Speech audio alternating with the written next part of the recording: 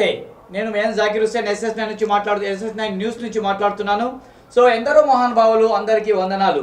వాస్తవానికి ప్రార్థించే పెదవుల కన్నా సహాయం చేయాలనే ఆలోచనే మిన్నా ఈరోజు చూస్తున్నాం. రక్తం యొక్క ఆవశ్యకత, ఎవరికి ఈ రక్తం కావాలి, ఎందుకు ఈ రక్తం అవసరమవుతుంది, ఎటువంటి సమయాలలో ఈ రక్తం అవసరమవుతుంది అనేటటువంటి అనేక విషయాల గురించి, అదేవిధంగా ఒకరి ప్రాణాన్ని కాపాడాలంటే ఈ రక్తం ఉపయోగపడుతుందా లేదా, అదేవిధంగా రక్తదానం చేయడానికి సో ఎవరు అర్హులు, ఎలాంటి వారు అర్హులు, ఈ రక్తం వల్ల కూడా సో ఎవరికి ఏం జరిగినా కూడా ఎటువంటి అపాయకర పరిస్థితుల్లో కూడా ఈ రక్తం ఇవ్వడం వల్ల సో మీరేమన్నా వీక్ అవుతారా, మీరేమన్నా భయపడుతున్నారా, అదేవిధంగా మీలో ఏదైనా భయాలు అనేటివి ఉన్నాయా అనేటువంటి టోటల్గా మనం మొత్తం విషయాలు తెలుసుకోవడం కోసం ఈరోజు సో బ్లడ్ బ్యాంక్ సంబంధించినటువంటి ఏదైతే గవర్నమెంట్ ఆసుపత్రి గుంటూరు ఉందో, ఈ గుంటూరు హాస్పిటల్లో బ్లడ్ బ్యాంక్ సంబంధించినటువంటి ఇన్ఛార్జ్ మెడికల్ ఆఫీసర్గా పనిచేస్తున్నటువంటి డాక్టర్ సురేష్ కుమార్ గారు మన ముందున్నారు. సార్ నమస్తే అండి. నమస్కారం సార్. సార్, మేము SS9 న్యూస్ ఛానల్ నుంచి మీ వద్దకు వచ్చాం. ముఖ్యంగా బ్లడ్ డొనేషన్ గురించి, అదేవిధంగా ఈ బ్లడ్ డొనేషన్ ఎవరు ఇవ్వాలి అనేటువంటి అనేక విషయాల గురించి మీ ద్వారా చర్చించి విషయాలు తీసుకుందామని వచ్చాము. ఎందుకంటే సో మీరు ఒక డాక్టర్గా కాకుండా ఒక మానవతావాదిగా అనేక విషయాలు తొందరగా స్పందిస్తారని చెప్పి మాకు తెలియడం, మేము మీ దగ్గర రావడం జరిగింది. సార్, ఫస్ట్ ఆఫ్ ఆల్ మీరు యొక్క స్పందనకు SS9 ఛానల్ మీకు ధన్యవాదాలు తెలియజేస్తూ, సార్ ఈ బ్లడ్ డొనేషన్ అంటే ఏంటి చెప్పండి సార్ మా ప్రేక్షకులకు. దీనికంటే ముందు మనం తెలుసుకోవాల్సింది చాలా ఉంది సార్. బ్లడ్ డొనేషన్ అనేటువంటిది రక్తం దానం చేయడం. కానీ అసలు దానం ఎందుకు చేయాలి, దానం చేయాల్సిన అవసరం ఏంటో మనం చూసుకోవాలి. అయితే మా గవర్నమెంట్ హాస్పిటల్ దీన్ని పక్కన పెడితే సాధారణంగా రక్తం అనేటువంటిది ఎవరికి అవసరం అవుతుందో ముందు మనం తెలుసుకోవాలి. ప్రజెంట్ ఇంత ముందుతో పోల్చుకుంటే కొన్ని ప్రత్యేక సందర్భాలు ఉన్నాయి, అందరికీ తెలిసిన సందర్భాలు ఉన్నాయి. ఎందుకంటే నిత్యం మన పేపర్లో చూస్తూ ఉంటామండి, ఇక్కడ యాక్సిడెంట్ అయింది, ఇంతమంది చనిపోయారు, బస్సు వెహికల్స్ గుద్దుకున్నాయి, యాక్సిడెంట్ అయిపోయిందని ఇద్దరు దుర్మరణం అని చెప్తూ ఉంటారు. అయితే ఇక్కడ విషయం గుర్తుపెట్టుకోవాల్సింది ఏంటి అంటే, ఇటువంటి యాక్సిడెంట్స్ అన్నిటిలో కూడాను మనుషులు ఎక్కువగా చనిపోవడానికి గల కారణం ఏంటి అంటే, ఒక రకమైనటువంటి వైద్య ఎమర్జెన్సీ, వైద్య అత్యవసర స్థితి, దాన్ని హైపోవోలిమిక్ షాక్ అంటారు. హైపోవోలిమిక్ షాక్ అంటే మన శరీరంలో ఉండేటువంటి రక్తం విరిగిపోయినప్పుడు బయటికి కారిపోతూ ఉండడం వల్ల, మన శరీరంలో ఉండేటువంటి రక్తంలో ఎక్కువ శాతం బయటికి వెళ్ళిపోవడం వల్ల ప్రధాన అవయవాలైనటువంటి బ్రెయిన్, హార్ట్కి రక్త సరఫరా సరిపోక స్లోగా చనిపోవడం అనేటువంటి జరుగుతుంది. సో దీన్ని హైపోవోలిమిక్ షాక్ అని అంటారు. సార్, ఈ హైపోవోలిమిక్ షాక్ వల్ల సో చనిపోతారు అంటారు, దీన్ని మనం ఏ విధంగా గుర్తించవచ్చు? సార్, ఏ విధంగా గుర్తించవచ్చు అంటే సార్, మన శరీరంలో ఎప్పుడైనా యాక్సిడెంట్ జరిగినప్పుడు, ప్రమాదాలు జరిగినప్పుడు, రక్తం కారేటువంటి స్థితి వచ్చినప్పుడు ఎముకలు విరిగిపోవడం అనేటువంటివి, అదేవిధంగా తల పగలడం అనేటువంటిది మనం చూస్తూ ఉంటాము. ఇటువంటి సందర్భాల్లో మన శరీరంలో ఉండేటువంటి రక్తం ఎక్కువగా కారిపోతూ ఉన్నప్పుడు మన శరీరంలో ఉండేటువంటి వైటల్ ఆర్గన్స్ అంటారు, బ్రెయిన్, హార్ట్, అవి పనిచేస్తూ ఉన్నంత వరకు మన కాన్షియస్నెస్ కానీ, అదేవిధంగా శరీరంలో రక్తపోటు కానీ ఇవన్నీ సరిగ్గా మెయింటైన్ అవుతూ ఉంటాయి. ఎప్పుడైతే రక్తం బయటికి వెళ్ళిపోతుందో ఆ హార్ట్ పంపింగ్ కానీ, అదేవిధంగా బ్రెయిన్ సప్లై కానీ తగ్గిపోవడం వల్ల స్లోగా బ్రెయిన్ యొక్క పనితనం తగ్గిపోతుంది. అదేవిధంగా హార్ట్ పంపింగ్ లేకపోవడం వల్ల అవయవాలన్నిటికీ కూడా రక్త సరఫరా చనిపోయి అక్కడ కణాలు చనిపోవడం, స్లోగా చనిపోవడం అనేది జరుగుతుంది. అయితే దీంట్లో ఏ పార్ట్ విరిగింది అనే దాన్ని బట్టి సివియర్గా ఉంటుంది అండి. సపోజ్ ఒక్కసారి ఈ మన తొడ ఎముక ఏదైతే ఉందో, ఫేమర్ అంటారు, అలాంటిది విరిగిన, అదేవిధంగా బ్రెయిన్కి బాగా యాక్సిడెంట్ అయిపోయి బ్రెయిన్ కపాలం విరిగినప్పుడు కూడా ఇలాంటి ప్రమాదకరమైనటువంటి స్థితి ఎక్కువగా వస్తుంది, ఇమీడియట్గా కూడా చనిపోతూ ఉంటారు. ఇంకో విషయము, ఒక సాధారణ వ్యక్తికి ఎంత బ్లడ్ ఉండాలి? సో ఒకవేళ ఒక్కొక్క అవయవం దగ్గర ఒక్కో పద్ధతిలో యాక్సిడెంట్ జరుగుతుంది, ఏ అవయవానికి యాక్సిడెంట్ జరిగితే ఎక్కువ బ్లడ్ పోవడానికి అవకాశం ఉంది? సాధారణంగా మన శరీరంలో ఇంచుమించు 5 లీటర్ల కంటే ఎక్కువ రక్తం ఉంటుందండి. దీంట్లో ప్రధాన అవయవాలు అని చెప్పాను కదా, సపోజ్ మన తొంటి ఎముక ఫీమర్ కనుక విరిగింది అంటే 1 నుంచి 3 లీటర్ల వరకు రక్తం కారిపోతూ ఉంటుంది. ఇది ప్రధానమైనటువంటిది. తర్వాత మన పెల్విస్ అంటాం, అంటే మనకు తుంటి పైన ఉండేటువంటి పెల్విస్ అనేటువంటిది, ఇది ఫ్రాక్చర్ అయినప్పుడు కూడా మినిమం 1 to 2 లీటర్స్ రక్తం అనేటువంటిది కారిపోతూ ఉంటుంది. దీనికి 2 రకాల ప్రాబ్లమ్స్ ఉంటాయండి. ఆ కారిపోవడం అనేటువంటిది లోపల కారిపోవచ్చు, బయటికి కారిపోవచ్చు. అంటే రక్తం బయటికి కారిపోవచ్చు, లోపల కూడా కారిపోయి ఉండొచ్చు. ఏ సందర్భంలోనైనా ఇది అత్యవసర ప్రమాదకరమైనటువంటి స్థితి. మీరు బయట అంటే ఇంటర్నల్ గా కూడా పోవడానికి, బ్లడ్ లీక్ అవడానికి అవకాశం ఉందా సార్? అదేనండి, ఎక్స్టర్నల్ కాకుండా ఇంటర్నల్ గా కూడా రక్తం ఎప్పుడు కూడాను ధమనుల్లో, సిరల్లో ఉండాలి. ధమనుల్లో సిరల్లోంచి బయటికి వచ్చినప్పుడు చిన్న చిన్న దెబ్బలు మనకి కట్ అవ్వడము, లేదంటే చిన్న చిన్న దెబ్బలు బ్రూయిజెస్ అంటారు. ఇటువంటి సందర్భాలు ఏమవుతుంది అంటే మన శరీరానికిలో రక్తానికి ఉండేటువంటి గడ్డగట్టేటువంటి దానివల్ల వెంటనే గడ్డగట్టి మామూలు రక్త ప్రసరణ అనేటువంటిది మామూలుగా వెళ్ళిపోతూ ఉంటుంది. ఎప్పుడైతే ఈ ఎముకలు అనేటువంటి విరిగిపోతాయో అక్కడ ఉండేటువంటి ధమనులు చివర్లు కూడాను బాగా దెబ్బతిని రక్తం కణజాలాల్లోకి రావడం అనేటువంటి జరుగుతుంది. కొన్ని సందర్భాల్లో ఏమవుతుంది అంటే పొట్టలో ఉండేటువంటి అవయవాలు ఉంటాయి, లివరు, కిడ్నీ, స్ప్లీన్ అంటారు. వీటికి దెబ్బ తగిలినప్పుడు కూడాను ఎక్కువ శాతం ఎక్కువ వాల్యూమ్ రక్తం అనేటువంటిది అక్కడ చేరిపోవడం అనేటువంటి జరుగుతుంది. సో సాధారణంగా ఈ రక్తం అవసరము ఎటువంటి పరిస్థితుల్లో అవుతుంది? మీరు అంతకుముందు అన్నారు యాక్సిడెంట్ పలానా చోట తగిలితే ఖచ్చితంగా అవసరం అవుతుంది అన్నారు. కానీ రక్తం ఇచ్చే వ్యక్తి ఎవరు అర్హులు, ఎలా ఉండాలి అని మీరు అంటారు? ఓకే, సో సాధారణంగా సార్ ఇప్పుడు మనం అనుకున్న దానికి కంటిన్యూటీగా ఇటువంటి యాక్సిడెంట్స్లో ఎక్కువ రక్తం అవసరం అవుతుంది. రెండొకటి ఏంటి అంటే కాన్పుల్లో. సో ఆ మహిళలకి కాన్పు అనేది పునర్జన్మ అనేది కూడా అందుకే కాన్పు సమయంలో ఎక్కువ రక్తం కారిపోతూ ఉంటుంది. సాధారణంగా 250 నుంచి 300 ml కారుతూ ఉంటుంది. కానీ కొన్ని సందర్భాలలో, ప్రత్యేకమైన సందర్భాలలో అటు ఆపరేషన్ చేసేటప్పుడు కానీ ఇటు కాన్పులు చేసేటప్పుడు కానీ మన గర్భాశయానికి ఉండేటువంటి ఒక ప్రత్యేకమైనటువంటి పరిస్థితులు, లైక్ దాన్ని పీపీహెచ్ అంటారు, పోస్ట్ పార్టమ్ హెమరేజ్ కానీ, తర్వాత ఎటోనిక్ యూట్రస్ అంటారు. అంటే ఒక్కసారి బేబీ బయటకు వచ్చిన తర్వాత ఈ ఏదైతే గర్భాశయం ఉందో గర్భాశయం ముడుచుకొని నార్మల్ స్టేజ్కి ఇమీడియట్గా రావాల్సి ఉంటుంది. అటువంటి సందర్భంలో రాకపోవడం వల్ల కూడా దాన్ని ఎటోనిక్ యూట్రస్ అంటారు. ఇటువంటి సందర్భాల్లో ఏమవుతుంది అంటే 250 to 300 ml ఆల్సిన రక్తంతో పాటు ఒక్కొక్కసారి 1 లీటర్ 2 లీటర్లు కూడా కారిపోతుంది. ఇది కాన్పులు జరిగేటప్పుడు రావచ్చు, లేదా సిజేరియన్ శస్త్రచికిత్స చేసేటప్పుడు కూడా కావచ్చు. సో ఈ సందర్భాల్లో కూడా రక్తం ఎక్కువ అవసరం అయిపోతుంది. మూడో సందర్భాలు అంటే ఇవి రెండు కూడాను ఎమర్జెన్సీస్, సర్జికల్ కాంప్లికేషన్స్ అంటూ ఉంటాము. మెడికల్ కాంప్లికేషన్స్ ఏంటి అంటే థాలసీమియా అనేటువంటిది ఉంటుంది. ఇటువంటి థాలసీమియాలో ఏమవుతుంది అంటే ఎర్ర రక్త కణాల ఉత్పత్తి రావడం కానీ ఇలాంటివి తక్కువగా ఉండడం వల్ల ఏమవుతుంది అంటే ఈ థాలసీమియా రోగులు నెలకు 2 సార్లు, నెలకొక్కసారో జీవితాంతం కూడాను ట్రాన్స్ఫ్యూజన్ చేసుకోవాల్సిన స్థితిలో ఉంటుంది. సో ఈ సందర్భాల్లో రక్తం అవుతుంది. నాలుగోది ఏంటి అంటే రకరకాల జబ్బుల వల్ల మన శరీరంలో ఉండాల్సినటువంటి హిమోగ్లోబిన్ తగ్గిపోవాలి. సాధారణంగా మనుషులలో అటు మగ ఆడ ఇద్దరిని తీసుకున్నా సరే యావరేజ్గా 12.5 గ్రాముల నుంచి ఎక్కువ రక్తం ఉంటే వాళ్ళు ఆరోగ్యవంతులుగాను శరీరంలో ఉండేటువంటి ప్రతి అవయవము పనిచేయడం అది జరుగుతూ ఉంది. ఎప్పుడైతే ఈ జబ్బుల వల్ల కావచ్చు, కొన్ని ప్రత్యేకమైనటువంటి అనారోగ్య పరిస్థితుల వల్ల కావచ్చు, ఈ 12.5 కంటే దిగిపోతూ ఉంటుంది. సాధారణంగా 12.5 ఉండాల్సింది 10 ఉందనుకోండి, మనం మందుల ద్వారా 2 గ్రాములు అనేవి పెంచుకుంటాం. అట్లా కాకుండా 9, 8 అలా ఉందనుకోండి, కొన్ని ప్రత్యేకమైన ఇంజక్షన్ల ద్వారా ఒకవేళ ఐరన్ ప్రాబ్లం వల్ల వస్తే ఐరన్ ఇచ్చుకొని పెంచుకుంటాం. కానీ ఎప్పుడైనా సరే ఈ రక్తం అనేటువంటిది 8 లేదా అంతకంటే తక్కువ గ్రాముల్లోకి వచ్చేసినప్పుడు ఖచ్చితంగా రక్తం ఇవ్వాల్సిన పరిస్థితి వస్తుంది. ఇప్పుడు నేను చెప్పినటువంటి ఈ 4 సందర్భాల్లో ఖచ్చితంగా రక్తం అవసరమైతే ఉంటుంది. అయితే ఇప్పుడు మీరు అడిగినట్టు ఎవరు రక్తాన్ని ఇవ్వచ్చు అని కనుక మనం తీసుకున్నట్లయితే మనం ముందుగా చెప్పుకోవాల్సింది ఏంటి అంటే ఆరోగ్యంగా ఉండేటువంటి ప్రతి మనిషి కూడాను రక్తం ఇవ్వచ్చు. ఓకే, అయితే ప్రతి ఒక్కళ్ళు ఇవ్వచ్చు అనే దానికి మన government of India national blood transfusion council అనేటువంటివి కొన్ని అర్హతలను ఇవ్వడం అనేటువంటిది జరిగింది. ఏంటి అర్హతలు అంటే నెంబర్ 1 వయస్సు. సో ఏ వయసు వాళ్ళు ఇవ్వచ్చు అనేటువంటిది మనం ఖచ్చితంగా గుర్తుపెట్టుకోవాల్సిన అవసరం ఉంటుంది. ఎందుకంటే చాలామందికి కన్ఫ్యూజన్ ఉంటుంది మేము ఇవ్వచ్చా లేదా అనేది.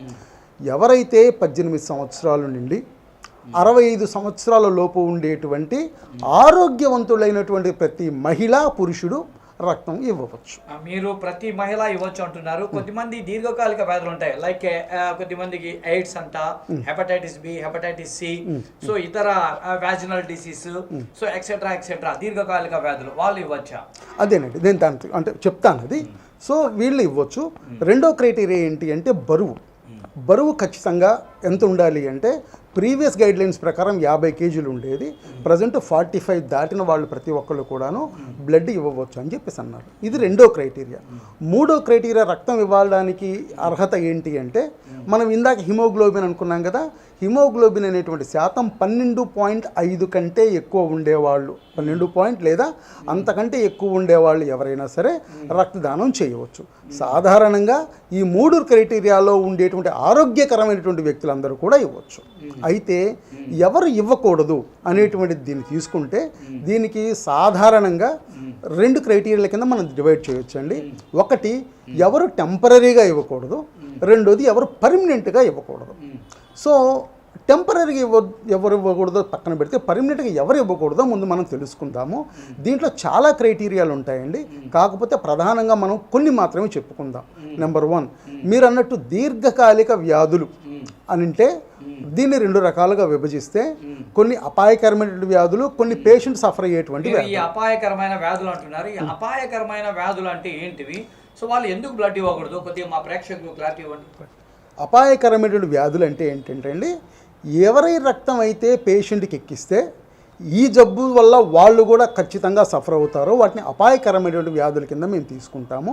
అవి ప్రత్యేకంగా ముందు కనుక మనం చెప్పుకోగలిగింది ఏంటి అంటే హెచ్ఐవి అంటే ఎయిడ్స్, హెపటైటిస్ బి అనేటువంటి వైరస్ ఇన్ఫెక్షన్, హెపటైటిస్ సి అనేటువంటి వైరల్ ఇన్ఫెక్షన్, మలేరియా అండ్ సుఖ వ్యాధులు సిఫిలిస్ అనేటువంటి జబ్బుతో బాధపడేటువంటి వీళ్ళు రక్తదానం ఇవ్వకూడదని కాదు, ఒకవేళ వీళ్ళకి తెలియకుండా రక్తదానం ఇస్తే ఇప్పుడు నేను ఏ జబ్బులు అయితే చెప్పానో ఆ జబ్బుల కోసం ఖచ్చితంగా మా బ్లడ్ బ్యాంక్లో స్క్రీనింగ్ చేస్తాం. అంటే రక్తం ఇచ్చినటువంటి ప్రతి ఒక్కళ్ళకి జబ్బులు ఉన్నాయా లేదా చూసి వీటిలో ఏ ఒక్క జబ్బున్నా ఆ బ్లడ్ పడేయడమే జరుగుతుంది తప్ప అది పేషెంట్ వరకు వెళ్ళదు. అయితే ఈ జబ్బులు ఉండేటువంటి వాళ్ళు మాత్రం ముందుగానే వాళ్ళకి ఈ జబ్బుల నుండి తెలిస్తే మాత్రం వాళ్ళని పర్మనెంట్ డెఫర్స్ అంటారు. అంటే జీవితంలో ఖచ్చితంగా వాళ్ళు రక్తం అనేటువంటిది ఇవ్వకూడదు. ఇకపోతే అదర్ కండిషన్స్ కూడా ఉన్నాయి. ఏంటి అదర్ కండిషన్స్ అంటే లైక్ హీమోఫీలియా ఉండేవాళ్ళు కానీ, ఆల్రెడీ థాలసీమియా ఉన్నవాళ్ళు కానీ, తర్వాత పాలిసైథీమియా వీరా అంటే రక్తం ఎక్కువ శాతం ఉండేటువంటి వాళ్ళు కానీ, గుండెకి సంబంధించినటువంటి జబ్బులతో బాధపడేటువంటి వాళ్ళు కానీ, క్యాన్సర్తో బాధపడేటువంటి వాళ్ళు కానీ, ఫిట్స్ ఉండేటువంటి వాళ్ళు కానీ, దీర్ఘకాలికంగా నరాలకు సంబంధించినటువంటి జబ్బులతో బాధపడేటువంటి వాళ్ళు కానీ వీళ్ళు పర్మనెంట్గా రక్తం అనేటువంటి వాళ్ళు ఇవ్వకూడదు. రెండోది టెంపరీ డెఫరల్ అంటే ప్రస్తుతానికి ఇవ్వకూడదు. వీళ్ళు ఎలాంటి వాళ్ళు అంటే ఫర్ ఎగ్జాంపుల్ జ్వరం ఉందనుకోండి 1 నెల రోజుల వరకు రక్తం ఇవ్వకూడదు. మలేరియా ఉందనుకోండి 6 నెలల వరకు రక్తం ఇవ్వకూడదు. టైఫాయిడ్ ఉందనుకోండి 6 నెలల నుంచి సంవత్సరం వరకు రక్తం ఇవ్వకూడదు. చెయ్యి మీద టాటూస్ వేయించుకుంటూ ఉంటారు. ఇలాంటి టాటూస్ వేయించుకున్నటువంటి వాళ్ళు 3 నెలల పాటు రక్తం ఇవ్వకూడదు. 3 నెలల తర్వాత ఇంకో విషయము, మీరు టాటూస్ వేయించుకున్న వారు 3 నెలల వరకు అంటే వేసుకున్న తర్వాత 3 నెలల? అవునండి, వేసుకున్న తర్వాత 3 నెలలు. ఎప్పుడైతే టాటూ వేయించుకుంటారో అప్పటి నుంచి సపోజ్ నాకు గుచ్చినప్పుడు నాకు హెచ్ఐవి ఉంది, అదే వాడు అది గుచ్చినప్పుడు హెచ్ఐవి వస్తుంది కదా. కొన్ని సందర్భాల్లో ఏమవుతుందంటే అతనికి హెచ్ఐవి ఉన్నా మనం చేసే టెస్ట్లో హెచ్ఐవి ఉన్నట్టు బయటపడదు. అలా బయటపడకుండా మనకున్నప్పుడు అది ఎక్కిస్తే వాళ్ళకి ఇబ్బంది రావచ్చు. 3 నెలల్లో ఏం జరుగుతుంది అంటే ఈ ప్రతి జబ్బుకి ఇంక్యుబేషన్ పీరియడ్ అని ఉంటుంది. అంటే ఆ వ్యాధికారక క్రిమి మన శరీరంలో ప్రవేశించిన దగ్గర నుంచి ఆ జబ్బు యొక్క మొట్టమొదటి లక్షణాలు బయటపడేదాన్ని ఇంక్యుబేషన్ పీరియడ్ అంటారు. ఆ ఇంక్యుబేషన్ పీరియడ్లో ఉన్నప్పుడు ఏమవుతుందంటే కొన్ని టెస్టులకి ఆ క్రిమి అనేది దొరకపోవడం వల్ల యాక్చువల్గా వాళ్ళకి జబ్బు ఉన్నా సరే బ్లడ్లో లేదని వస్తుంది. అటువంటి సందర్భాల్లో ఏమవుతుంది అంటే మనం ఎక్కించడం వల్ల ఎవరికైతే ఎక్కిస్తామో వాళ్ళకి ఆ జబ్బు వచ్చే అవకాశం ఉంది. కాబట్టి టాటూ వేసిన వాళ్ళని 3 నెలల వరకు డిఫర్ చేస్తాం.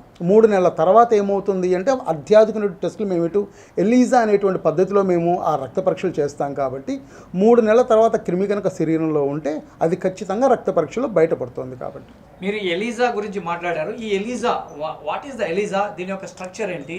అది ఏ విధంగా మానవాళికి యూస్ ఉంది? ఎలీజా అనేది ఎంజైమ్ లింక్డ్ ఇమ్యునోసార్బెంట్ ఎస్ఏ అంటారండి. ఇప్పుడు మీకు ఇది అంటే ఎలా పనిచేస్తుంది అంటే ఇప్పుడు మనం ఎక్కడికన్నా ల్యాబ్కి వెళ్ళి హెచ్ఐవి పరీక్ష చేయమంటే ఒక చిన్న కార్డు తీస్తారండి. ఆ కార్డులో పరీక్ష చేస్తారు. దాన్ని కార్డ్ టెస్ట్ అంటారు. సాధారణంగా ఏంటి అంటే నేను చెప్పిన ఇంక్యుబేషన్ పీరియడ్లో కనుక ఉన్నట్లయితే ఈ కార్డు టెస్ట్ నెగిటివ్ చూపిస్తుంది. అయితే ఏమవుతుంది అంటే దీనికంటే కూడాను ఈ ఎంజైమ్ లింక్డ్ ఇమ్యునోసార్బెంట్ టెస్ట్ అనేటువంటిది అడ్వాన్స్డ్ టెస్ట్. అంటే ఈ ఈ పద్ధతిలో శరీరంలో క్రిమి ఏర్పడినప్పుడు కనీసం ఒక 15-20 రోజుల లోపే కనుక వెళ్ళుంటే ఈ రక్త పరీక్ష ద్వారా ఖచ్చితంగా వ్యాధి నిర్ధారణ అనేటువంటి చేయగలం. అంటే అప్గ్రేడ్ అనమాట. ఆ ట్రైడాట్ అనే టెస్ట్ కంటే అప్గ్రేడ్ టెస్ట్. సో మేము చేస్తోంది ఏంటి అంటే as per the national blood transfusion council, దేశంలో ఉండేటువంటి రక్త బ్లడ్ బ్యాంక్స్ అన్నిటికీ కూడాను గైడెన్స్ ఇచ్చేటువంటి ఈ కౌన్సిల్ కొన్ని గైడ్లైన్స్ ఇస్తుంది ఏం చేయాలి ఎలా చేయాలి అనేటువంటిది. మేము చేసేటువంటి ఎలీజా అనేటువంటిది ఆ ఎన్బిటిసి గైడ్లైన్స్ ప్రకారము ఖచ్చితంగా ప్రతి బ్లడ్ బ్యాంక్ అనేది ఎలీజా టెస్ట్ చేయాలి. ఎలీజా టెస్ట్ ద్వారా మాత్రమే TTIs అంటారు, ట్రాన్స్ఫ్యూజన్ ట్రాన్స్మిటబుల్ ఇన్ఫెక్షన్స్, వీటిని కనుక్కోవడం అనేటువంటి జరుగుతుంది. సో మా బ్లడ్ బ్యాంక్లో HIV, HBsAg, HCV ఈ 3 జబ్బులను కనుక్కోవడానికి ఎలీజా అనే పద్ధతులు వాడతాము. మలేరియా అండ్ సిఫిలిస్ ఈ సుఖ వ్యాధులు నిర్ధారించడానికి అందరూ వాడేటువంటి కార్డు టెస్ట్లు అనేటువంటి వాడతామండి. Thank you sir. అదేవిధంగా సో మీ గవర్నమెంట్ జనరల్ హాస్పిటల్కు మీరు మెడికల్ ఆఫీసర్గా వచ్చినప్పటి నుంచి సో మీరు అందరికీ రక్తం ఇవ్వాలనేటువంటి ఒక ఆకాంక్షతో అనేక కార్యక్రమాలు చేపట్టినట్లు మాకు తెలియవచ్చింది. అంతేకాక మీ ప్రయత్నాలు చేశానే కానీ చాలామంది ముందుకు రావట్లేదు, సో ఇంకా అవగాహన కల్పించాలనే విధంగా మీరు ఉన్నట్లు మాకు తెలిసింది. ఇది ఎంతవరకు వాస్తవం సార్? నేను 2019 జూలైలో మెడికల్ ఆఫీసర్కి ఇక్కడికి వచ్చానండి. అప్పుడు ఉండేటువంటి హాస్పిటల్లో ఉండేటువంటి పరిస్థితులు వేరు. అప్పుడు మాకు సాధారణంగా 200 నుంచి 300 బ్లడ్స్ మా దగ్గర ఉండేవి. హాస్పిటల్లో ఆల్మోస్ట్ ఒక 15 నుంచి 200-2000 మంది వరకు పేషెంట్స్ ఉంటారు. అయితే ఇందాక నేను చెప్పినట్టు ఎవరెవరైతే రక్తం అత్యవసరంగా అవసరమవుతుందో వాళ్ళందరూ ఎక్కువ శాతం గవర్నమెంట్ హాస్పిటల్కే వస్తుంటారు. అంటే ఎందుకు అంటే రోడ్లో ఎక్కడైనా యాక్సిడెంట్ జరిగింది 108 కాల్ చేస్తారు. వాళ్ళు ఫస్ట్ తీసుకొచ్చేది ఎక్కడికి అంటే గవర్నమెంట్ హాస్పిటల్కి. అటెండెన్స్ లేకపోయినా లేదు పలానా హాస్పిటల్కి వాళ్ళు వెళ్తామని వాళ్ళు చెప్పకపోతే ఫస్ట్ తీసుకొచ్చేది మన గవర్నమెంట్ హాస్పిటల్ దగ్గరికే. రెండోది చుట్టుపక్కల ఎక్కడైనా సరే ఇబ్బందులు జరిగినప్పుడు వాటిని మాకు రెఫర్ చేస్తూ ఉంటారు. అదేవిధంగా గర్భిణులు మాకు దాదాపుగా రోజుకు అప్రోక్సిమేట్గా నేను అనుకోవడం 100 నుంచి ఆల్మోస్ట్ 100 వరకు కాన్పులు అవుతూ ఉంటాయండి. ఈ విధంగా చూసుకుంటే నెలకు దాదాపు 3000 వరకు కాన్పులు అవుతాయి. మామూలు కాన్పు అవ్వచ్చు, ఆపరేషన్ అవ్వచ్చు. సో ఇట్లా ఏమవుతుంది అంటే ప్రతి అత్యవసరానికి కూడాను గవర్నమెంట్ హాస్పిటల్ని మనం వాడుతాం. రెండోది ఏంటి అంటే ప్రైవేట్ హాస్పిటల్లో వాళ్ళ బెడ్లు ఉన్నప్పుడు బెడ్లు నిండిపోయినప్పుడు ఏదైనా పేషెంట్ వస్తే బెడ్లు నిండిపోయాయండి మా దగ్గర బెడ్ లేదు అని వాళ్ళు చెప్పగలరు ప్రైవేట్ హాస్పిటల్లో. బట్ ప్రభుత్వ ఆసుపత్రి ఉందే ప్రజలకు సేవ చేయడానికి. కాబట్టి మా దగ్గరకు వచ్చిన వాళ్ళకి బెడ్ నిండిపోయింది ఖాళీ లేదని మేము చెప్పడానికి లేదు. వచ్చిన ప్రతి ఒక్క రోగికి మా పరిధిలో ఉన్నంత వరకు మేము వైద్య సేవలను అందించాల్సి ఉంటుంది. ఈ విధంగా ఇక్కడ బాగా ఆలోచించండి పబ్లిక్. సో చాలా మంచి విషయము మన సురేష్ సార్ గారు మాట్లాడడం జరుగుతుంది. ప్రైవేట్ ఆసుపత్రులు కానీ కార్పొరేట్ ఆసుపత్రులు కానీ సో ఎక్కడైతే పేషెంట్స్ ఫుల్ ఉన్నారో సో మీకు ఇక్కడ అలౌ లేదు అంటారు. అదే గవర్నమెంట్ హాస్పిటల్ అయితే ఆ మాట అనడానికి లేదు అన్నారు. ఎందుకంటే ప్రభుత్వం మీకోసమే సేవ చేస్తుంది. ఇలాంటి సో మహానుభావులంతా మీకోసమే సర్వీస్ చేస్తున్నారు. కాబట్టి ఇటువంటి అవకాశాన్ని మనం సద్వినియోగం చేసుకోవాల్సిన అవసరం ఉంది. మనం వీళ్ళకి చేయూతనివ్వాల్సిన అవసరం ఉంది. Sir proceed. సో దీనివల్ల ఏమవుతుంది అంటే అండి మా దగ్గర ఉండేటువంటి బెడ్ కెపాసిటీ కంటే మా దగ్గర ఉండేటువంటి రీసోర్సెస్ కంటే ఎక్కువ డిమాండ్ పెరిగింది. ఆ డిమాండ్ నా బ్లడ్లో కూడాను కనపడింది. అంటే నేను స్టార్టింగ్లో వచ్చినప్పుడు రోజుకి ఒక 20 నుంచి 25 రక్తాలు నా హాస్పిటల్కి అవసరం ఉంటే కోవిడ్ తర్వాత కానీ బాగా ప్రభుత్వం ఇచ్చేటువంటి ప్రోత్సాహక వల్ల ప్రభుత్వ హాస్పిటల్ని ప్రభుత్వం డెవలప్ చేసిన విధానం రీసెంట్గా అది ఏ గవర్నమెంట్ అయినా సరే దానివల్ల ఏమవుతుంది అంటే ప్రజలకి ప్రభుత్వ ఆసుపత్రిని నమ్మకం పెరిగి రావడం ఎక్కువైంది. సో దానివల్ల ఏమవుతుంది అంటే ఈ యొక్క డిమాండ్ పెరిగిపోవడం వల్ల నా దగ్గర ఉండేటువంటి రక్తాలు ఏ మూలకి సరిపోవడం లేదు. నేను ప్రత్యక్షంగా ఇదే సీట్లో ఉండి నేను చూస్తూ ఉండేవాడిని. థాలసీమియా వాళ్ళు వచ్చి మా దగ్గర మన రక్తాలు ఉండేవి కాదు ఆ టైంలో. థాలసీమియా వాళ్ళు వచ్చి ఎమర్జెన్సీ వాళ్ళు వచ్చి మా రక్తం కావాలని బాధపడుతూ ఉంటే నా దగ్గర లేవు, నేను ఇవ్వలేని పరిస్థితి. సో దీన్ని చూసి మేము సూపరింటెండెంట్ గారితో మాట్లాడినప్పుడు మేము అనుకున్నది ఏంటి అంటే ఇక్కడికి వచ్చేటువంటి ప్రతి ఒక్కళ్ళు కూడాను సాధారణంగా ఏంటి అంటే అది ఆఫ్ రికార్డ్ ఏంటి అంటే రక్తం ఇచ్చి రక్తం తీసుకోవడం అనేటువంటిది పరిపాటి మా దగ్గర ఎక్కువ లేనప్పుడు. కానీ ఇందాక నేను మీకు చెప్పినప్పుడు ఇక్కడ యాక్సిడెంట్ అయిన కేసులు ఇక్కడికి తీసుకొచ్చినప్పుడు కాన్పుల కోసం ఇక్కడికి తీసుకొచ్చినప్పుడు ఆపరేషన్ చేసేటప్పుడు మేము ఎక్స్పెక్ట్ చేయకుండా బ్లీడింగ్ అయిపోతున్నప్పుడు ఆ టైంకి పక్కన అటెండెన్స్ ఉండకపోవచ్చు. అలాంటి వాళ్ళకి మీరు రక్తం ఇస్తేనే నేను రక్తం ఇస్తానేటువంటి స్టేజ్ ఉండదు. ఎందుకంటే మేము ముందు ప్రాణాలు కాపాడడానికి ముందు ప్రాణం కాపాడాలంటే రక్తం ఇవ్వాలి. మీరు ఇస్తేనే ఇస్తానటువంటి సందర్భాలు అవ్వం. కాబట్టి ఖచ్చితంగా మేము ఎక్కువ రక్తాలు వాళ్ళకి ఇవ్వాల్సి ఉంటుంది. ఈ సందర్భాల్లో ఏమవుతుంది అంటే మాకు ఉండేటువంటి స్టాక్ బాగా తగ్గిపోవడం వల్ల వీటిని ఎలాగా పేషెంట్ డోనార్స్ నుంచి రీప్లేస్మెంట్ కాకుండా రక్తాన్ని పెంచుకోవడానికి గల మార్గం ఏంటని మేము అన్వేషించినప్పుడు గుంటూరు జిల్లాలో చుట్టుపక్కల ఉండేటువంటి degree, engineering, professional colleges, universities, NGOs, social welfare organisations, తర్వాత క్లబ్స్, వీళ్ళన్నీ కూడా మా కంట కనపడ్డాయండి. అయితే గత 2 సంవత్సరాలు బట్టి మా సూపరింటెండెంట్ గారు ఇచ్చినటువంటి ప్రోత్సాహంతో మేము ఆల్మోస్ట్ ప్రతి ఒక్క కాలేజీకి వెళ్ళి మా హాస్పిటల్ పరిస్థితి ఇలా ఉందండి, ఎక్కువ రక్తాలు కావాల్సి ఉంటుంది, మా దగ్గర అంత స్టాక్ లేదు, కాబట్టి మీకు సాధ్యమైనంతే మా హాస్పిటల్కి, గవర్నమెంట్ హాస్పిటల్కి ఒక బ్లడ్ డొనేషన్ క్యాంప్ని కండక్ట్ చేసి మా దగ్గర ఉండేటువంటి పేషెంట్ల యొక్క ప్రాణాలు కాపాడమని కోరినప్పుడు అత్యధికమైనటువంటి కాలేజీలు ముందుకొచ్చి మేము ఖచ్చితంగా ప్రభుత్వ ఆసుపత్రిలో ఉండేటువంటి రోగుల కోసం మా కాలేజీలో మేము రక్తదానం ఏర్పాటు చేస్తాం, రక్తదాన శిబిరాలు ఏర్పాటు చేస్తామని చెప్పేసి అని లాస్ట్ 2 ఇయర్స్లో నెలకి కనీసం 2 లేదా అంతకంటే క్యాంప్స్ అనేటువంటిది మేము చేయడం అనేటువంటిది జరిగిందండి. ఈ విధంగా ఆ రోజు 200 ఉండేటువంటి స్టాక్ నుంచి ఈరోజు మేము 500-600 ఉండేటువంటి స్టాక్ వరకు రాగలిగాము.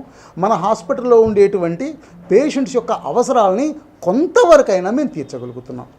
ఇక్కడ ఇంకో విషయము, సో ఇంత పెద్ద గుంటూరు తర్వాత చుట్టుపక్కల ఉన్నటువంటి సరౌండింగ్స్ నుంచి లక్షలాది వేలాది మంది పేషెంట్స్ వస్తుంటారు, మంత్లీ లక్షలాది మంది పేషెంట్స్ ఇక్కడ వస్తూ ఉంటారు సార్. సో అటువంటి ఇప్పుడు మీరు ఒక రోజుకు ఎన్ని యూనిట్ల రక్తం మీ ద్వారా బయట పేషెంట్స్కు వెళ్తుంది సార్? రోజుకి మా హాస్పిటల్లో ఇంకా ఎంత అవసరం అవుద్ది?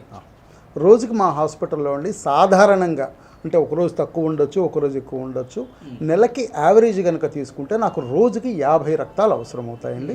ఈ ఒక్క రక్తమే కాదండి, ఇది బ్లడ్ బ్యాంక్ అనేటువంటిది, గవర్నమెంట్ బ్లడ్ బ్యాంక్ అనేటువంటిది గుంటూరు జిల్లాలో ఉండేటువంటి ఏకైక బ్లడ్ బ్యాంక్. ఎటువంటి బ్లడ్ బ్యాంక్ అంటే మేము రక్తాన్ని మాత్రమే ఇవ్వం, రక్తంలో ఉండేటువంటి పలు రకాలైనటువంటి ప్లేట్లెట్స్, ఎఫ్ఎఫ్పిని కూడాను వాటిని రక్తం నుంచి విడదీసేటువంటి పర్మిషన్ ఉండేటువంటి ఏకైక గవర్నమెంట్ హాస్పిటల్. అంటే మనిషి ప్రాణాన్ని కాపాడడానికి ఒక్కోసారి రక్తమే కాదు, రక్తంలో ఉండేటువంటి విడిభాగాలు కూడా అవసరం అవుతాయి. ప్లేట్లెట్స్ డెంగ్యూ టైంలో, అదేవిధంగా తీవ్ర రక్తస్రావాలు అయినప్పుడు, బ్లీడింగ్ ప్రాబ్లమ్స్ వచ్చినప్పుడు ఫ్రెష్ ఫ్రోజన్ ప్లాజ్మా అనేటువంటిది అది.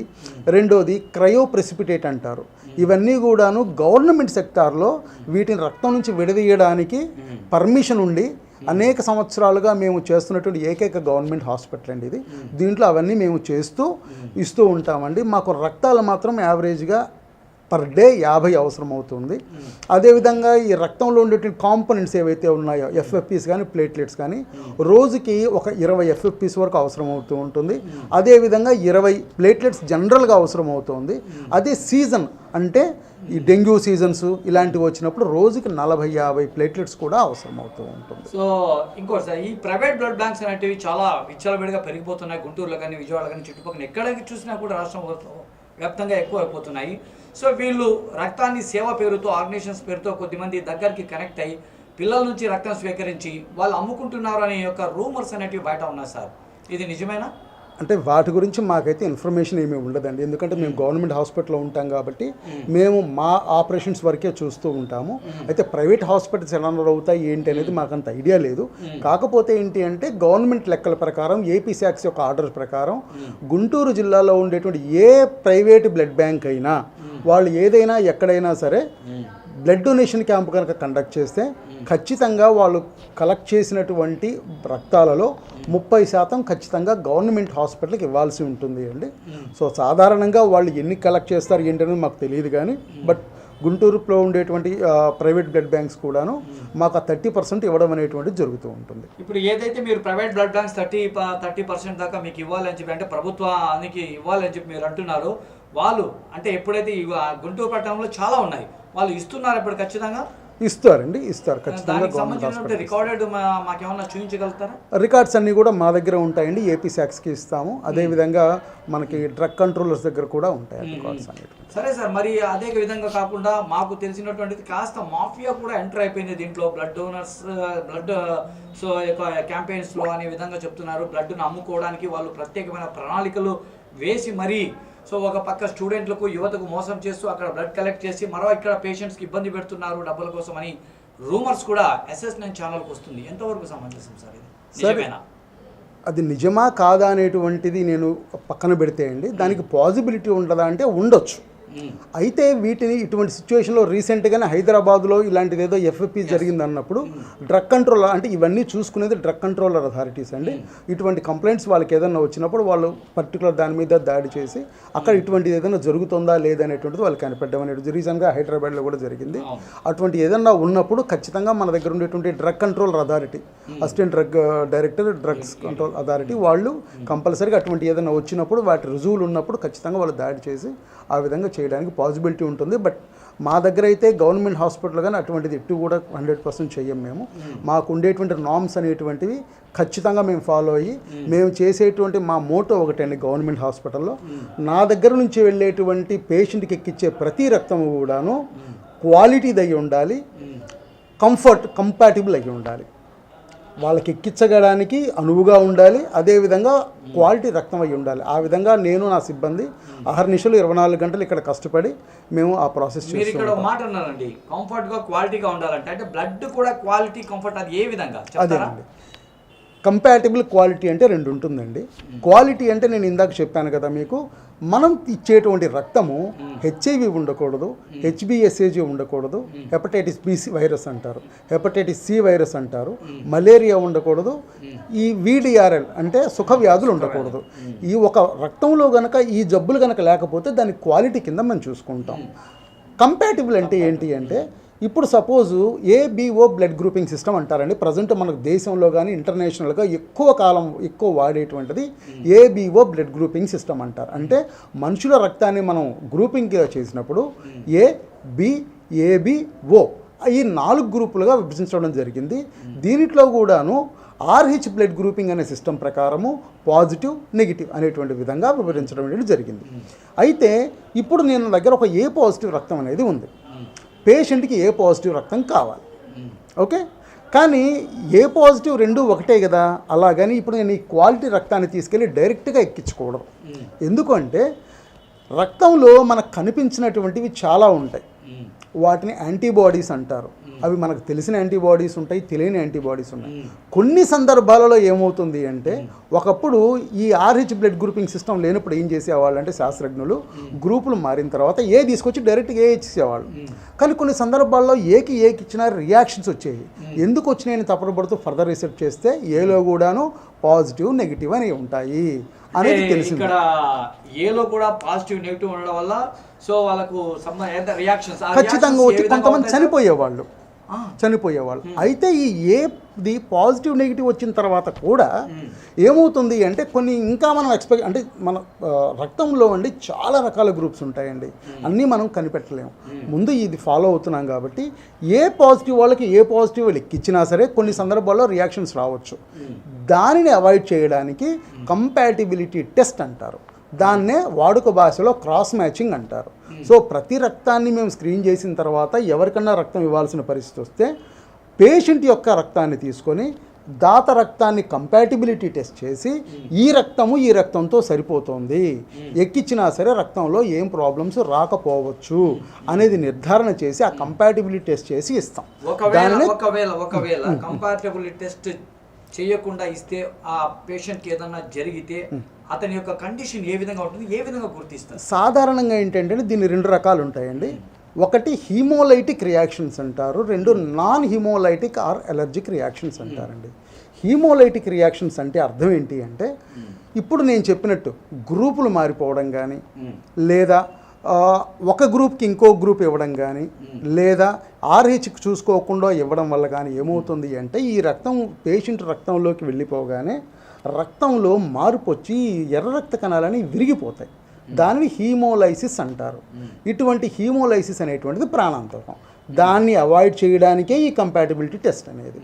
ఇటువంటి ఎక్కించినప్పుడు ఏమవుతుంది అంటే జస్ట్ ఎక్కించినటువంటి ఒక 5-10 నిమిషాల్లోనే, కొన్ని సందర్భాల్లో 15 నిమిషాల్లోనే సివియర్గా పెయిన్ రావడం, రెండోది కాళ్ళు చేతులు మొత్తం నీల రంగులోకి మారిపోవడం, యూరిన్కి వెళ్ళేటప్పుడు బ్లడ్ కారిపోవడం, ఇది హీమోలైటిక్ రియాక్షన్స్లో వస్తాయి. ఇవి ఎంతకాలం ఉంటాయి అంటే 1% ఎందుకంటే ఇచ్చే వాళ్ళందరూ కంపాటిబిలిటీ చేసే ఇస్తారు కాబట్టి ఇది సాధారణమైనటువంటిది రాదండి. రెండోది ఏంటి అంటే non haemolytic reactions or allergic reactions అంటారు. ఇవన్నీ సర్వసాధారణంగా వస్తూ ఉంటాయి. ఎటువంటివి అంటే రక్తం ఎక్కించిన తర్వాత కొద్దిగా టెంపరేచర్ రావడము, కొద్దిగా ఇచ్చింగ్ రావడము, కొద్దిగా బీపీ తగ్గడము, బ్లడ్ ఎక్కించేటప్పుడు కానీ బ్లడ్ ఎక్కించిన తర్వాత కానీ ఈ టెంపరేచర్స్ రావడము, ఇలాంటివన్నీ కూడా నాన్ హిమోలైటిక్ కింద తీసుకుంటూ ఉంటాము. దీని గురించి పెద్ద కంగారు పడాల్సిన అవసరం లేదు. ఇవన్నీ సాధారణంగా సెల్ఫ్ లిమిట్ అయిపోతూ ఉంటాయి. మరీ ఎలర్జీకి వచ్చేస్తే యాంటీ ఎలర్జీకి ఇచ్చుకొని కంట్రోల్ చేసుకుంటాం. సార్, సో ఈ యొక్క బ్లడ్ డొనేషన్ సో ఎవరెవరు ఇవ్వచ్చు, ఎంత ఏజ్ నుంచి ఎంత ఏజ్ దాకా ఇవ్వచ్చు, ఫైనల్గా మీరు ఒకసారి మా ప్రేక్షకులతో సార్.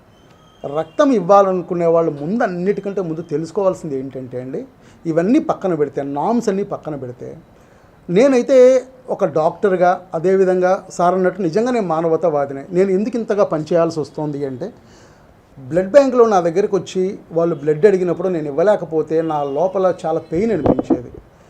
దీనికి ఏం చేయాలంటేనే ఈ యొక్క క్యాంప్స్ అన్ని కూడా మేము కండక్ట్ చేసుకోవడం జరిగింది. ముఖ్యంగా రక్తం ఇవ్వడానికి 3 క్రైటీరియాలు మనం చూస్తామండి. ఒకటి వయస్సు, 18 సంవత్సరాల నుంచి 65 సంవత్సరాల లోపు ఆరోగ్యంగా ఉండేవాళ్ళు ఎవరైనా ఇవ్వచ్చు. రెండోది బరువు, 45 లేదా 50 కేజీలు దాటిన వాళ్ళు ఎవరైనా కూడా ఇవ్వచ్చు. మూడోది రక్తం ఎంత ఉండాలి, 12.5 గ్రామ్స్ కంటే ఎక్కువ ఉండాలి. మరి మీకు అనుమానం రావచ్చు, మొదటి 2 అంటే మాకు తెలుసు, మూడోది మాకు తెలియదు కదా అని. ఎందుకంటే మీ వయసు ఎంతో మీకు తెలుసు, మీ బరువు ఎంతో మీకు తెలుసు, కానీ మీ రక్తం ఎంత ఉందో మీకు తెలియదు కదా. కాబట్టి అప్పుడు ఏం చేస్తారు అంటే, మీది ఇక్కడికి వచ్చినప్పుడు మీ బరువు ఈ 2 చూసిన తర్వాత ఖచ్చితంగా మేము మీకు హిమోగ్లోబిన్ అనేది చూసి, మీకు 12.5 గ్రామ్స్ కంటే ఎక్కువ ఉంటేనే మీరు అర్హత కలిగినటువంటి డోనర్గా మేము నిర్ధారిస్తాం. 12 కంటే 5 కంటే తక్కువ ఉంటే మేము సాధారణంగా వాళ్ళని రిజెక్ట్ చేస్తాం, ఎందుకంటే రక్తం పెంచుకున్న తర్వాత రమ్మని. అయితే ముఖ్యంగా మనం చెప్పేది ఏంటంటే, దానం అంటే చాలా దానాలు ఉంటాయి. రక్తదానాలు ఉంటాయి, అన్నదానాలు ఉంటాయి, అవయవ దానాలు ఉంటాయి, ధనదానాలు ఉంటాయి, చాలా దానాలు ఉంటాయి. నేను చెప్పేది ఏంటంటే, మీరు ఏ దానం చేయాలన్నా దానికి కొంచెం ఖర్చు అవుతుంది. ఏ దానం చేయాలి, అన్నదానం చేయాలంటే మీ దగ్గర అన్నం ఉండాలి. రక్తదానం పక్కన పెట్టేస్తే అన్నదానం చేయాలంటే మీ దగ్గర అన్నం ఉండాలి. డబ్బు దానం చేయాలంటే మీ దగ్గర డబ్బు ఉండాలి. విద్యాదానం చేయాలంటే మీ దగ్గర విద్య ఉండాలి. అంటే ఏ దానం చేయాలన్నా మీ దగ్గర డబ్బు కావాలి, దానికి సంబంధించిన ఉండడం కావాలి. కానీ దేవుడు మనకిచ్చిన గొప్ప వరం ఏంటంటే, రక్తదానం చేయడానికి మీకు ఒక్క పైసా ఖర్చు ఉండదు. కావాల్సిందల్లా ఏంటి అంటే, గుండెల్లో ఇంకొక ప్రాణాన్ని నిలపాలనేటువంటి ఆశ. దీనికి మీరు చదువుకున్నారా చదువుకోలేదా దాంతో సంబంధం లేదు, మీరు డబ్బున్న వాళ్ళ లేదా దీంతో సంబంధం లేదు. దీనికి ఉండేటువంటి ఒకే ఒక క్రైటీరియా ఏంటంటే, మీరు ఆరోగ్యంగా ఉన్నారా లేదా. ఆ ఆరోగ్యంగా ఉన్నారా లేదనేటువంటిది మేము నిర్ణయిస్తాం. ఇంకొక విషయం ఏంటంటే, మనం అంటూ ఉంటాం పుణ్యం పుణ్యం పుణ్యం అని. మీరు పుణ్యాలు అనేటువంటిది చేయడానికి 2 పద్ధతులు. ఒకటి, మీరు మంచి చేస్తే పుణ్యం తెచ్చుకోవడం. రెండోది, అనొచ్చు అనకూడదు నాకు తెలియదు కానీ, మీరు చేసిన పాపాలు పోవాలంటే పుణ్యం తెచ్చుకోవడం. ఈ 2 సందర్భాల్లోనే మీరు మంచి పని చేసి పుణ్యం తెచ్చుకోవాలన్నా మీకు డబ్బు అవసరం, ఏదో ఒక అవసరం ఉంటుంది. మీరు పాపాలు అంటే పాపాలు పోగొట్టుకోవడానికి, పుణ్యం చేయడానికి మనం సాధారణంగా గుళ్ళకి గోపురాలకి వెళ్తూ ఉంటాం. దానికి కూడా ఎంతో ఖర్చు అయిపోతూ ఉంటుంది. అయితే వీటన్నిటికంటే కూడా ముఖ్యమైనది ఏంటి అంటే, ఒక మనిషి ప్రాణం కాపాడడానికి మించినటువంటి పుణ్య కారణం అనేటువంటిది ఇంకొకటి లేదు. మీరు అనుకోవచ్చు, నేను రక్తం ఇస్తే నాకేమైనా జరుగుద్దా అని. ఏం జరుగుతుందండి, ప్రపంచంలో ఎన్నో లక్షల మంది, కోట్ల మంది రక్తదానం చేస్తున్నారు. నేను వైద్యుడిగా ఈ బ్లడ్ బ్యాంక్ వచ్చి 5 సంవత్సరాలు అవుతుంది. ఈ 5 సంవత్సరాల్లో నెలకి కనీసం ఎంత లేదనుకున్నా సరే 1000 బ్లడ్లు మేము తీస్తూ ఉంటాం. అంటే సాధారణంగా సంవత్సరానికి 12,000 వేసుకున్నా ఈ 5 సంవత్సరాలు ఎంత అవుతుందండి, 60,000 బ్లడ్లు నేను డొనేట్ చేయించుకున్నాను. ఈ 60,000 మందిలో ఒక్క మనిషి కూడా చనిపోలేదు. అంటే మనకు అపోహ ఉంటుంది, రక్తం ఇస్తే చనిపోతామేమో, రక్తం ఇస్తే ఏదైనా అవుతుందని. ఏమీ అవదండి. మేము మీ దగ్గర నుంచి తీసుకునేటువంటి రక్తము 350 ml మాత్రమే. అంటే మనం తాగుతాం కదా చిన్న పెప్సీ బాటిల్, దానికంటే ఒక 100 ml ఎక్కువ. మీ దగ్గర మేము ఏదైతే రక్తం తీసుకుంటామో ఇది వారం రోజుల్లోపు, అంటే అన్ని వారం అని కాదు, మేము తీసుకునేటువంటి కాంపోనెంట్స్ ఉంటాయి కదా, ప్లేట్లెట్లు, ప్లాస్మా, ఆర్బీసీ ఏవైనా కానీ మీకు వారం రోజుల్లో మీ రక్తం మీకు వచ్చేస్తుంది. ఇంకొక విషయం చెప్పమంటారా, ఇది చాలా అద్భుతమైన విషయం, నాకు అనిపించినటువంటి విషయం. మీరు రక్తం ఇచ్చినా ఇవ్వకపోయినా మన శరీరంలో కొన్ని కోట్ల కణాలు పుడుతుంటాయి చనిపోతుంటాయి. మీరు అనుకోవచ్చు, మరి రక్తం కూడా చనిపోతుందంటే ఖచ్చితంగా. రక్తం అంటే ఎర్ర రక్త కణాలు. మీరు ఇచ్చినా ఇవ్వకపోయినా దాని జీవితకాలం అయిపోగానే ప్రతి ఎర్ర రక్త కణం మీ శరీరంలో పుట్టి చనిపోతుంది. మరి ఆ విధంగా చనిపోయేటువంటి రక్తాన్ని మేము బయటికి తీస్తే, అంటే అటు విధంగా లోపలే చనిపోయేటువంటి ఆర్బీసీలను ఎర్ర రక్త కణాలు మేము బయటికి తీసి స్టోర్ చేస్తే మీరు శరీరంలో చనిపోయేటువంటి ఒక ఎర్ర రక్త కణం బయటకు వచ్చి ఇంకొక ప్రాణాన్ని నిలపగలదు. సో అటువంటిది చేయడానికి ఎందుకు ఇంత సంకోచిస్తారో మాకు అర్థం కాదు. సో SS9 టీవీ ఈ ద్వారా నేను చెప్పగలిగింది ఏంటి అంటే, రక్తదానం చేయడం వల్ల మనకు లాభాలే తప్ప నష్టాలైతే ఉండవు. అందం ఇనుమడిస్తుంది, శరీరం మేలు పెరుగుతుంది, క్యాన్సర్ వచ్చేటువంటి లక్షణాలు ఏవైతే రిస్క్ ఫ్యాక్టర్స్ అవి తగ్గిపోతుంటాయి. మన శరీరంలో కొత్తగా వచ్చిన ఎర్ర రక్త కణాల వల్ల ఇంకా యాక్టివ్గా పనిచేయగలుగుతాం.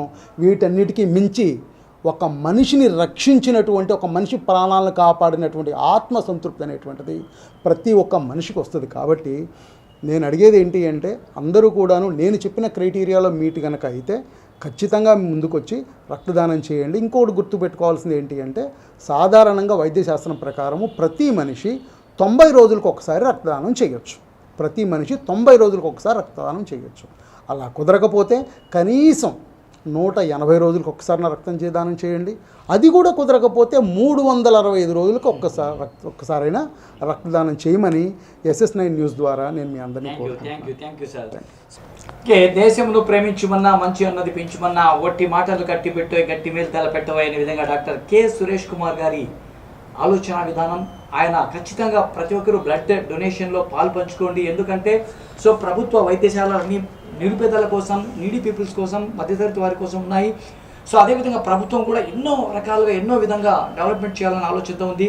ముఖ్యంగా సో ప్రతి ఒక్కరికి రక్తం అవసరమవుతుంది. రక్తదానం చేయండి, మరొకరికి ప్రాణదాతగా నిలవండి. ఎందుకంటే ఆపదలో ఉన్న వానికి సో మీరు కాపాడుకున్నట్లు ఉంటుంది, మరో జన్మకు మీరు ప్రాణం పోసినట్లు ఉంటుంది. సో మనం ఎన్ని దేవుళ్ళను మొక్కినా ప్రయోజనం లేదు, మీకు ఏది రాదు. కానీ మీరు ఇచ్చే రక్తం ఎదుటివారి ప్రాణాన్ని నిలబెడుతుంది అనే విధంగా సో సురేష్ కుమార్ గారు మాట్లాడడం జరిగింది. SS9 న్యూస్ ఛానల్తో సురేష్ కుమార్ గారు తన యొక్క భావాలను పంచుకున్నందుకు నమస్తే సార్. నమస్తే సార్. అదేవిధంగా సో కెమెరామ్యాన్ సాయితో and Zakir Hussain. Cross matching room అంటే బ్లడ్ డొనేషన్ సంబంధించినటువంటి కార్యక్రమాల గురించి ఇందాక మనం సురేష్ శారద గారితో మాట్లాడాము. సో ఇప్పుడు ఆయనతో కలిసి మనం ఈ యొక్క బ్లడ్ సంబంధించినటువంటి ఎక్కడెక్కడ ఏమేమి జరుగుతుంది అనేటటువంటి విషయాలను మనకు చూపిస్తూ ఇప్పుడు క్రాస్ మ్యాచింగ్ రూమ్కి రావడం జరిగింది. ఇక్కడ కొన్ని పరికరాలను చూపిస్తున్నారు. ఈ పరికరాలు ఏంటి, అవి ఏ విధంగా పనిచేస్తాయి, దాని అవసరం ఏంటి అనేటటువంటి వాటి గురించి తెలుసుకుందాం.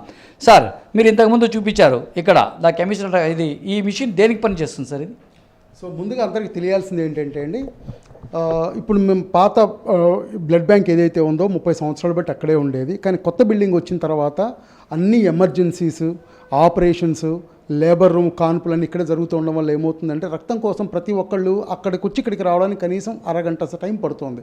కనీసం రావడానికి 10 నిమిషాలు, పోవడానికి 10 నిమిషాలు పడుతుంది. మా సూపరింటెండెంట్ కిరణ్ కుమార్ గారు రక్తాన్ని అందించడంలో ఆ 20 నిమిషాలు కూడా వేస్ట్ కాకూడదు అనేటువంటి సదుద్దేశంతో ఈ ఎక్కడైతే మా అవసరం ఉందో అక్కడే ఈ 2 గదులు మాకు ఇప్పించి ఈ క్రాస్ మ్యాచింగ్ అనేటువంటిది చేసి రక్త సరఫరా అనేది ఇక్కడి నుంచే చేయాలి అనేటువంటి ఉద్దేశంతో నవంబర్ 2023వ తేదీన నవంబర్ 2023లో మేము ఇది స్టార్ట్ చేయడం జరిగిందండి. దీన్ని క్రాస్ మ్యాచింగ్ రూమ్ అంటారు.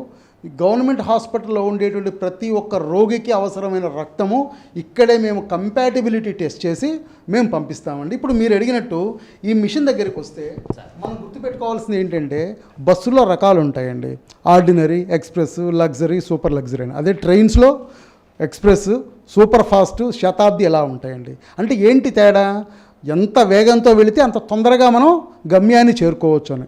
అదేవిధంగా గవర్నమెంట్ ఇన్స్టిట్యూషన్స్లో, టీచింగ్ హాస్పిటల్స్లో ఉండేటువంటి బ్లడ్ బ్యాంకులో మాకు తెలిసి ఇది రెండోదండి ఒక హాస్పిటల్ తర్వాత. దీన్ని జెల్ టెక్నాలజీ మిషన్స్ అంటారు.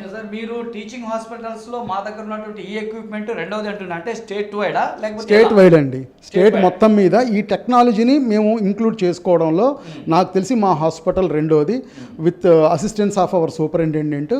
లేటెస్ట్ టెక్నాలజీ నేను ఏదైతే చెప్పానో క్రాస్ మ్యాచింగ్ అనేటువంటి దాంట్లో ప్రజెంట్ ఉండేటువంటి లేటెస్ట్ టెక్నాలజీ ఏదైతే ఉందో దాన్ని వాడి మేము కంపాటిబిలిటీ చేయడం అనేటువంటి జరుగుతుంది. అంటే ఏంటి తేడాలు మీకు అనిపించవచ్చు. మామూలుగా మామూలుగా మనం 2 రకాలైనటువంటి కంపాటిబిలిటీ టెస్టులు చేస్తామండి. ఒకటి కూమ్స్ మెథడ్ ఆఫ్ కంపాటిబిలిటీ అంటాము. ఈ కూమ్స్ మెథడ్ ఆఫ్ కంపాటిబిలిటీలో పేషెంట్ రక్తం మా దగ్గరికి వచ్చిన తర్వాత మా దగ్గర ఉండేటువంటి రక్తం దాని కంపాటిబిలిటీ కాదో చూడడానికి గంటంబావు టైం పడుతుంది. ఈ ప్రాసెసింగ్ లైక్ వచ్చినప్పుడు మేము ఆ బ్లడ్ ప్రాసెస్ చేయడం కానీ మొత్తం కంపాటిబిలిటీ అయిన తర్వాత బ్లడ్ ఇష్యూ చేయడానికి కానీ గంటన్నర టైమే పడుతుంది. అయితే ఈ లేటెస్ట్గా వచ్చేటువంటి లేటెస్ట్ టెక్నాలజీ ఉండేటువంటి జెల్ కార్డ్ మిషన్లో ఏమవుతుంది అంటే రక్తం మా దగ్గరకు వచ్చిన దగ్గర నుంచి కంపాటిబిలిటీ చేసి నేను ఇష్యూ చేసే టైము 50% తగ్గిపోతుంది. అంటే గంటన్నరలో మేము ఇవ్వగలిగినటువంటి రక్తాన్ని ఈ మిషన్ ద్వారా 45 నిమిషాల్లో మాత్రమే మేము ఇవ్వగలుగుతాము. దానివల్ల ఏమవుతుంది అంటే కొన్ని అత్యవసర సమయాల్లో పేషెంట్కి బ్లడ్ అవసరం ఉంటుంది. అటువంటి సందర్భాల్లో ఇంకొద్దిగా ఎర్లీగా క్వాలిటీ అండ్ కంపాటిబుల్ బ్లడ్ ఇచ్చి వాళ్ళ ప్రాణాలను మరింత నిలపడానికి మాకు ఇంకా సహాయం చేసే విధంగా ఈ మిషన్స్ ఉపయోగపడతాయండి. దీని కాస్ట్ సాధారణంగా 2 నుంచి 3 లక్షల వరకు ఉంటుందండి. దీన్ని జెల్ కార్డ్ మిషన్ అంటారండి. దీన్ని మ్యాట్రిక్స్ జెల్ కార్డ్ సిస్టమ్ అంటారు. సో దీంట్లో ఏముంటుంది అంటే ఒక్కసారి నేను చూపిస్తాను మీకు. వీటిని జెల్ కార్డ్స్ అంటారు. సాధారణంగా ఏమవుతుందంటే మనకి కంపాటిబిలిటీ టెస్ట్ చేసేటప్పుడు కొన్ని రకాలైనటువంటివి మేము కలిపి ఆ కంపాటిబిలిటీ ఉందా లేదా చూడడానికి ఇంక్యుబేషన్ అనేటువంటి పద్ధతిని మైక్రోస్కోప్ కింద చూపడం అనేటువంటి పద్ధతిని మనం వాడుతూ ఉంటాము. కానీ ఈ జెల్ టెక్నాలజీలో ఏమవుతుందంటే మనం అంత కష్టపడాల్సిన అవసరం లేకుండా ఈ కార్డు వచ్చేటప్పుడే రసాయనాలు కలిపి రెడీగా అంటే జస్ట్ ఇక్కడ మనం ప్రాసెస్ చేసి అది కంపాటిబిలిటీ కాదా చూడడానికి వీలుగా మనకు తయారు చేయడం అని జరుగుతుందండి. మామూలు కంపాటిబిలిటీ టెస్ట్లో ఒక టెస్ట్ చేయడానికి 25 నుంచి 30 రూపాయలు పడితే దీనికి ఆల్మోస్ట్ 50 నుంచి 60 రూపాయలు పడుతుందండి.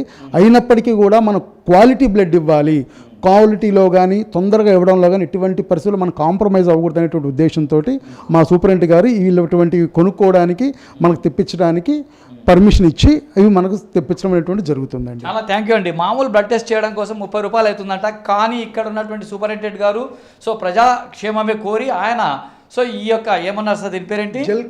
Gel card. ఈ జెల్ కార్డ్ కాస్ట్ 60 రూపాయలు అయినా కానీ ఖచ్చితంగా సార్ జనం బాగుండాలి, జనం బాగుంటేనే మనం బాగుంటామనే ఆలోచనతో ఇక్కడ సూపరింటెండెంట్ గారు ఉన్నారు కాబట్టి సో ధర ఎక్కువైనా సరే దీంతోనే ఆయన చేయించడం చాలా గర్వించదగ్గ విషయం. సార్ మరొక విషయం, ఈ యొక్క మిషన్ ఏదో అన్నారు ఇంకొకటి, ఇవి 2 ఇంతేనండి. ఇది 2 నుంచి 3 లక్షలు. ఇది ఒక 3 సంవత్సరాల క్రితం తెప్పించామండి. సార్ సూపరింటెండెంట్గా వచ్చిన తర్వాత ఏమేమనుకున్నామంటే ఈ మిషన్ పేరు ఏంటండి? ఈ 2 ఒకటేనండి. ఇది కూడా దీన్ని టోటల్గా ఏమంటారు అంటే జెల్ కార్డ్ సిస్టమ్ అంటారు. దీన్ని వాడే టెక్నాలజీని జెల్ కార్డ్ అంటారు. మనం ఏమనుకున్నామంటే క్రాస్ మ్యాచింగ్ చేసేటువంటి పద్ధతిలో 2 ఉంటాయి. ఒకటి ఇంక్యుబేషన్ అంటారు, రెండోది రీడింగ్ అంటారు. సో ఈ 2 మిషన్స్ కనబడుతున్నాయి కదా, దీన్నేమో సెంట్రిఫ్యూజ్ అంటారు, దీన్నేమో ఇంక్యుబేటర్ అంటారు.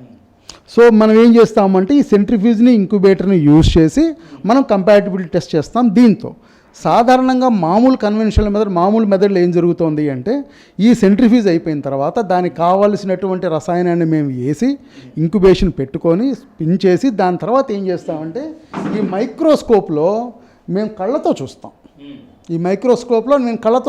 ఏం చూస్తాము? నేను చెప్పినటువంటి కంపాటిబిలిటీ అనేటువంటిది జరిగిందా లేదా అనేది. కానీ దీంట్లో ఏ మైక్రోస్కోప్ అవసరం ఉండదు. దీన్ని ఇలా చూడగానే మనకు తెలిసిపోద్ది కంపాటిబిలిటీ ఉందా లేదా. మీరు చెప్తున్నారు ఈ జెల్ ద్వారా సో మైక్రోస్కోప్ లో చూడవలసిన అవసరం లేదు, ఆటోమేటిక్ గా మన కళ్ళతో మనం కంపాటిబిలిటీ కాదో చూడవచ్చు అనే విధంగా మినిమం నాలెడ్జ్ ఉండేవాళ్ళు ఎవరైనా సరే ఇది కంపాటిబిలిటీ కాదా చూడొచ్చు. రెండోది ఏదైనా ఇబ్బంది అనిపించినప్పుడు దీంట్లో ఉండేటువంటిది మహా అయితే 1 వారం రోజులు మేము ఉంచుతాం, దాని తర్వాత ఇది ఉండదు. ఇటువంటి టెస్ట్ని కనుక మనం తీసుకొని ఫోటోలో తీసి పెట్టుకుంటే ఈ పేషెంట్కి సంబంధించిన ఐడీస్ ఏవైతే ఉంటాయో ఇది ఎంతకాలమైనా మన దగ్గర ఉంటుంది. అంటే రేపు ఏదైనా ప్రాబ్లం వచ్చినప్పుడైనా ఏదైనా డౌట్ వచ్చినప్పుడైనా దీన్ని మనం చూసుకుని ఇది కంపాటిబిలిటీ కాదనేది మనం చూసుకోగలుగుతాం. సో ఇక్కడ విషయం ఏంటంటే మాన్యువల్గా చేసినటువంటిది అయితే కేవలం కొన్ని రోజుల వరకు మాత్రమే ఉంటుంది. ఈ జెల్ ద్వారా చేసినటువంటి టెస్టింగ్ సో అదేవిధంగా చిరస్థాయిగా నిలబడిపోతుంది. ఎప్పుడైనా సరే మనకు అనుమానం వస్తే చూసుకోవచ్చు అని చెప్పి సురేష్ గారు మాట్లాడడం జరుగుతుంది. సో కాబట్టి ప్రభుత్వ రక్తనిధి కేంద్రాలు ఏవి కూడాను ప్రైవేటు వాటికి తీసిపోవు అనే విధంగా గవర్నమెంట్ హాస్పిటల్ని ఇలా డెవలప్ చేస్తున్నటువంటి గవర్నమెంట్కి, అదేవిధంగా మా హెడ్ సూపరింటెండెంట్ గారికి బ్లడ్ బ్యాంక్ తరపున ఇన్ని ఫెసిలిటీస్ మాకిచ్చి ఇక్కడ ట్రీట్మెంట్ పొందేటువంటి ప్రతి ఒక్క పేషెంట్ కూడాను అటు క్వాలిటీ పరంగా, ఇటు కంపారిటివ్ పరంగా, ఇటు సేవల పరంగా ఎటువంటి లేటు లేకుండా, అదేవిధంగా వచ్చేటువంటి ప్రతి ఒక్క రక్తం కూడా క్వాలిటీగా ఉండాలనే ఉద్దేశంతో ఇన్ని మాకు కల్పించి ఇటువంటి పేషెంట్స్ అందరికీ కూడాను సేవలు కల్పించేటువంటి ధన్యతని మాకు ఇచ్చినందుకు సూపరింటెండెంట్ గారికి మేము ధన్యవాదాలు తెలియజేస్తున్నాం. అదేవిధంగా ఈ విషయాన్ని పబ్లిక్కి తెలియజేస్తూ పబ్లిక్లో బ్లడ్ బ్యాంకింగ్ గురించిన అవేర్నెస్ని తీసుకొస్తున్నటువంటి ఈ SS9 టీవీ వారికి కూడా మేము గవర్నమెంట్ హాస్పిటల్ తరఫున ధన్యవాదాలు చెప్తున్నాను sir. Thank you sir, thank you.